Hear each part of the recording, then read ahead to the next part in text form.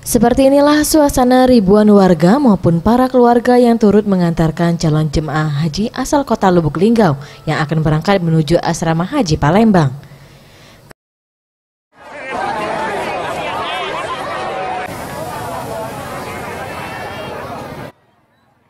Keberangkatan calon jemaah haji asal kota Lubuk Linggau ini tampak beberapa keluarga yang mengantar baik orang tua maupun saudara mereka terlihat menangis haru dan bahagia saat melepas keberangkatan para calon jemaah haji.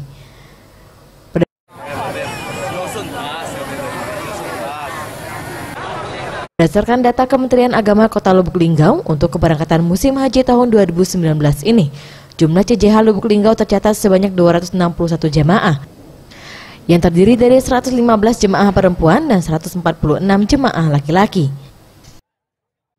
Untuk kelompok terbang sendiri, calon jemaah haji asal kota Lubuk Linggau akan tergabung dalam kloter 4 gelombang 1 yang dijadwalkan akan diberangkatkan pada tanggal 10 Juli 2019 melalui embarkasi Palembang di Bandara Internasional Sultan Mahmud Badarudin II Palembang.